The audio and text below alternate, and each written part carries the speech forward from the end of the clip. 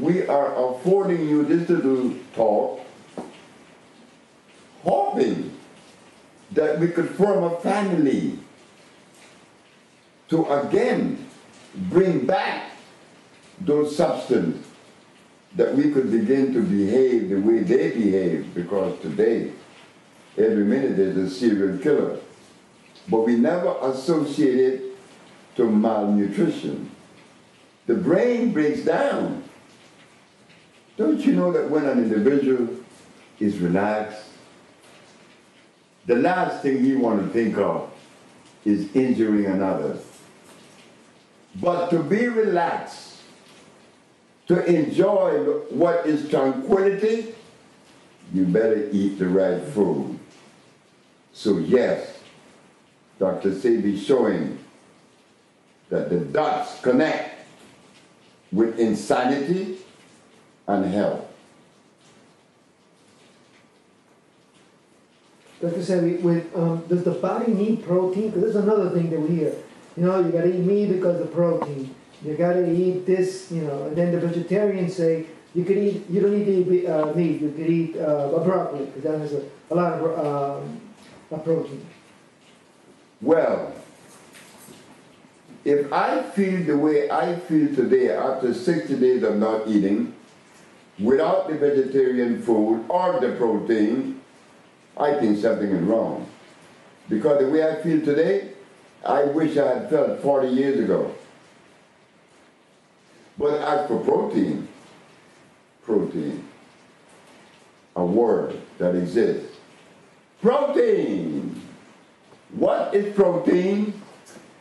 I asked this to one of the leading authorities on the subject because she's the world leading pediatrician, Dr. Steinberg, at the Georgetown Pediatric Hospital in Washington.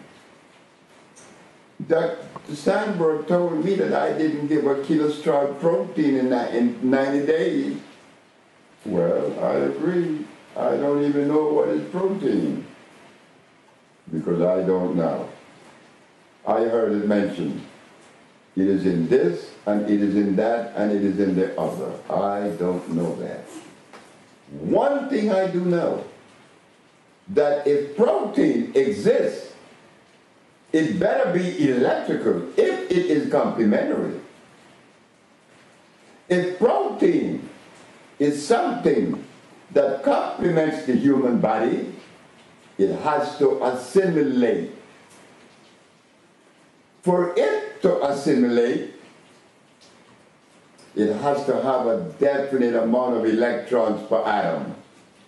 Nobody in the promoters of protein has ever introduced to us a comprehensive understanding and a knowledge as to the existence of this thing. I know the word exists, but that's it. Because when I asked Dr. Steinberg what is protein, she went off on me saying it is one of the 19 amino acids, the building blocks of life. No, sir. Amino acids? Where do we accommodate amino acids in a biological structure of an individual when the structure is made up of 102 minerals? Where do we put amino acids? And acids again? Then, the other fallacy is, they said that the highest source of protein is a hog. Oh yeah? Well, if protein is such a necessary food, hog me up.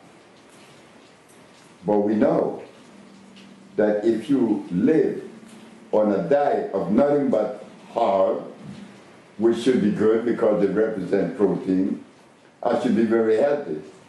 But if I only eat hog, I'm going to be off this planet very soon. So yes, protein is a word, like many other words. You know, like spirit. I don't know what that is. I don't know. but the word exists. Like my mind, well, I've never seen it, but it exists. I don't know how people know these things, but all my life I grew up, not only protein, I could name a million other words that doesn't exist. So we have to now reassess everything.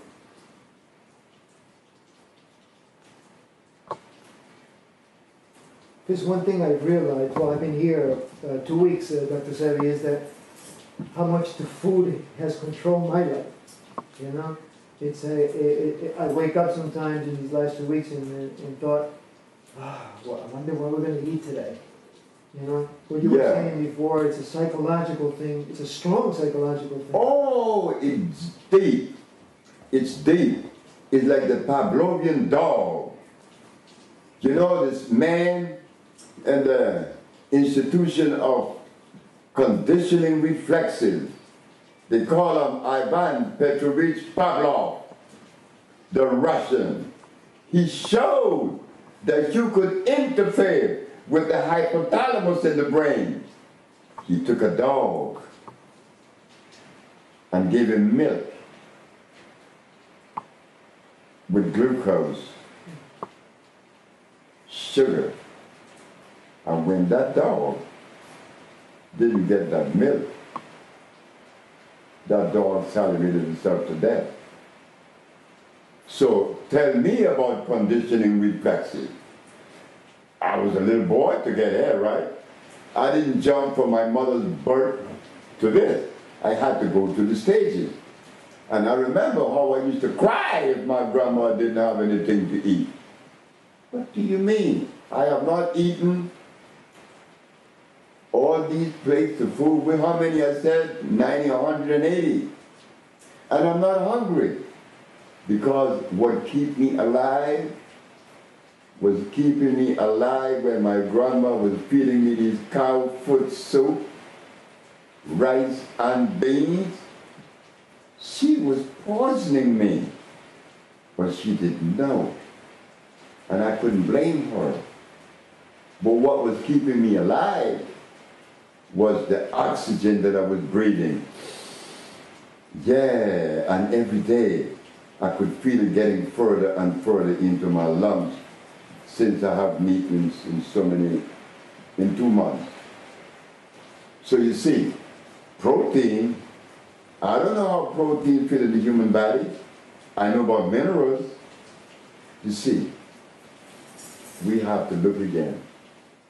But, like I said, the Bolingo Health family has began a beautiful revolution. A revolution with love, not with guns.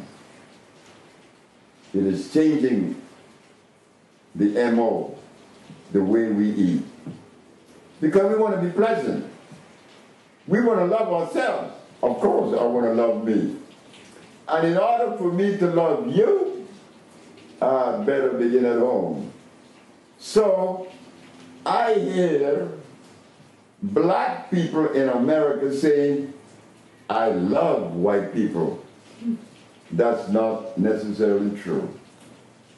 Because one place where it would manifest first would be in yourself. And black America has not shown love for self. They are as divided as an African on the continent, as divided. But they, black America, treated me with a love and an understanding that it baffles me how they could say that they love white people, but they're eating rice and beans and hog foot, when that shows that they're not even in love with themselves. So what they say they love white folks is fair. It's fair that they have for the white man of America. Well, I don't fear the white man. I don't fear anybody. I don't even fear God.